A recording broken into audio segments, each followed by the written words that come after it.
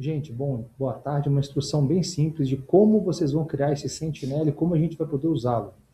Vocês vão criar, vocês vão, né, vão estar aqui, abrir o Gemini de vocês na conta funcional, sempre lembrando que a importância da conta ser Pro. Ele não vai funcionar bem com outros modelos de linguagem do Gemini, como, por exemplo, o Rápido, o Raciocínio. Ele necessita do Pro por recorrer a muitos prompts, muitos tokens que ele vai usar, quebrando o processo, transformando esse processo todo, tokenização, em milhares e milhares de tokens. E o Gemini é a nossa rede oficial do tribunal e é que também consegue lidar com o maior número possível de tokens de forma, por um preço fixo, que no caso o tribunal vai pagar. Paga para a gente. A gente vai clicar em Gems, que na verdade a gente vai criar um agente próprio, e aqui a gente vai criar em novo Gem, que é um agente. Você vai dar o nome que você quiser para ele, Sentinela, Auditor, não importa. Eu acho que é interessante colocar a versão que vai ser a 5.2, que vocês vão baixar, tá bom? O link das instruções que a gente vai colar aqui, elas vão estar no link aí do vídeo, vocês já vão poder baixar diretamente. Vocês vão abrir, vocês vão copiar, e uma vez copiando, vocês voltam para cá e vocês vão colar. Ele é gigante, tá? Se você botar isso aí no papel, vai dar mais ou menos 30, 40 páginas, não importa, o Gemini consegue lidar com esse volume tão grande assim de dados. Vocês vão salvar e vocês vão criar um Gem para vocês. Ele vai ficar aqui, ó, nessa área aqui, iniciar conversa. Inclusive, eu até recomendo que vocês o fixem, para que vocês possam ter uma versão um pouquinho mais... sempre ter acesso a ele quando vocês precisarem. E depois, no caso aqui, eu peguei um processo aleatório NEPROC, você vai, né, pedir para visualizar, você vai marcar tudo, se possível. Nesse caso, o processo é bem pequenininho, mas se fosse possível, eu tiraria, por exemplo, as procurações dos bancos, como a gente conversou hoje, ó, procuração do Unibanco eu vou tirar, porque é documento que não tem nenhuma necessidade, não precisa dele, salvo se isso for importante para você. Tirou quase metade do tamanho do arquivo, eram 10 MB, foram para 5 MB. Você vai fazer o download desse arquivo. Se for no PJE, naquele esquema do PJE de sempre, fazendo download, torcendo para ele funcionar. E uma vez que você fizer o download dos autos, você fez o download dos autos, você vai na minuta aqui, você vai copiar a minuta, claro, de sentença para baixo, não vejo necessidade de copiar aquela parte de cima. Você copia, você vai no Sentinela e você vai colar a sentença no Sentinela. E aqui você vai literalmente anexar os arquivos, que no caso aqui, os processos. O processo. Pronto, ele está feito. E agora você vai deixar ele rodar um pouquinho. Vou até deixar, espero, desculpa, sem edição de vídeo aqui, não tenho como pausar o vídeo. Mas ele vai fazer uma análise personalizada daquele processo e no final ele vai dar um veredito para vocês. Se a minuta está aprovada, se ela está aprovada com ressalva, se ela é totalmente insatisfatória ou se ela está reprovada, para poder a gente entender. E muitas coisas ali ele vai alucinar.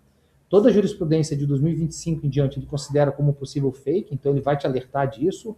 O tema 368 da STJ ele ignora, por mais que a gente ensine o modelo que é um tema verdadeiro, que ele existe, ele vai alucinar. Sempre lembrando, a inteligência artificial, ela com frequência, ela aliena, ela alucina, ela é uma probabilidade de resposta que ela vai te dar, né? A gente até hoje conversou isso na reunião, a partir dos 3 processos que nós temos dos modelos atuais de IA, foram desenvolvidos depois de 2017, ainda é o modelo T, o modelo de Transformers, então ele pega aqueles dados, ele tokeniza, depois da tokenização ele vai direcionar a proximidade dos tokens de acordo com na verdade ele trabalha com o ângulo da vetorização, é bem interessante isso, e no final então ele vai te dar uma probabilidade. Então a chance de alucinar existe, mas é uma camada de segurança que nós temos para a correção de sentenças. Isso aqui, ó, tá vendo? Aprovada com ressalvas, ele mostrou aqui pra gente. Ele vai falar exatamente o quê? Ó? Fidelidade fática, ele confere item por item. A decisão jogou fora, além do pedido regular, ele bota o verdinho ou não. Eu criei isso aqui, gente, com base no revisor autônomo do nosso colega Thiago Campos, que eu recomendo muito que vocês utilizem. Né? Para quem não conhece, ele tem vários aqui prompts, vários agentes que ele criou ao longo do tempo, que funcionam muito bem. O Gabinete 3.7 é excepcional para vocês trabalharem. Eu só fui adaptando aqui para um pouco mais da nossa realidade aqui do núcleo, que tem umas especificidades que eu não preciso de tanta informação de um agente geral, que a gente trabalha mais com o consumidor e bancário. De agora começa, ó, apelação civil, não verificável, ou seja, isso aqui seria interessante copiar e colar e ver se ela existe ou não. Ele não conseguiu verificar. A alienação jurisprudencial pode ser. Ele verifica, ó, camada 1, falhas fatais, se teve qualquer problema com o processo, se teve a minuta que está sendo apresentada, a auditoria estrutural de mérito, checklist de auditoria, bloco processual, e assim ele vai fazendo. Vamos ver o que ele resolveu, o que ele achou que estava errado aqui. Ó. Alienação jurisprudencial, tá vendo? Uma possível alienação aqui, ele vai te dizer, ou seja, dá uma olhada, a gente tem que analisar, ver se essa jurisprudência é inventada ou não. E erro material acerca da negativação no valor, evento 1, DOC 10, no valor D. Assim, aceleração em razão, ou seja, ele está vendo algum erro aqui na minuta. Por redundância textual. Vamos dar uma olhada na minuta, a gente começa até olhar um pouquinho, ver se é isso que está acontecendo mesmo. Vai lá olhar e vai ver se não tem algum erro aqui. Muitas vezes ela está alucinando. Nesse caso, eu acho que ele até alucinou. Eu não sei se teve essa redundância, não. Eles não trabalham tão bem com esses números e com a transformação, por exemplo, de cifrão ou coisa parecida. Às vezes alucina. Nesse caso, pode ter alucinado, normal. Nada demais, a gente ignora e continua. E dá uma síntese executiva. A minuta apresenta excelente nível estrutural e fática, abordando precisão os pedidos da autora até defensivo.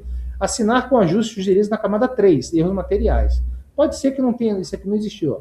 Camada onde acerca da ativação no valor D, no caso aqui ele deu uma alucinada em razão do cifrão. Tá? Isso acontece com certa frequência em inteligência artificial. Mas mesmo assim não desnatura nada. O restante do trabalho fica excepcional, você consegue assinar uma sentença com muito mais segurança, obviamente depois de ter lido, analisado o processo, do que simplesmente bater o olho e simplesmente assinar sem isso, sabe? Então, algo que eu acho até muito interessante.